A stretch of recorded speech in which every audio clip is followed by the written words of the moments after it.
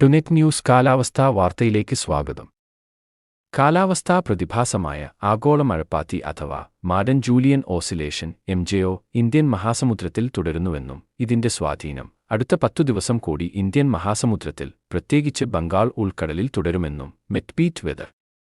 MJOയുടെ സ്വാധീനഫലമായി കേരളത്തിൽ, പ്രത്യേകിച്ച് തെക്കൻ കേരളത്തിൽ കഴിഞ്ഞ ദിവസങ്ങളിൽ അല്പം മഴ ലഭിച്ചിരുന്നു. ഇതിന്റെ സ്വാധീനം തുടരുന്നതിനാൽ തന്നെ കേരളത്തിലും തമിഴ്നാട്ടിലും വീണ്ടും മഴയ്ക്ക് സാധ്യതയുള്ളതായും മെറ്റ്ബീറ്റ് വെതർ പറയുന്നു. തുലാവർഷം വെള്ളിയാഴ്ചയോടെ പൂർണ്ണമായി പിൻവാങ്ങുമെങ്കിലും MJOയുടെ സ്വാധീനത്താൽ കേരളത്തിൽ ഉൾപ്പെടെ വീണ്ടും മഴ ലഭിക്കാനാണ് സാധ്യത.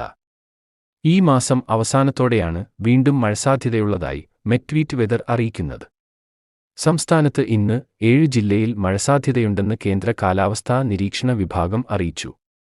തിരുവനന്തപുരം മുതൽ എറണാകുളം വരെയുള്ള ജില്ലകളിലാണ് മഴസാധ്യത. ഇവയിൽ ആലപ്പുഴ, കോട്ടയം, എറണാകുളം ജില്ലകളിൽ നേരിയ മഴയ്ക്കും മറ്റു ജില്ലകളിൽ ഇടത്തരം മഴയ്ക്കുവരെയുമാണ് സാധ്യതയുള്ളത്. കാലാവസ്ഥാ വാർത്തകൾ കൃത്യമായി ലഭിക്കാൻ ചാനൽ സബ്സ്ക്രൈബ് ചെയ്യുക. നന്ദി.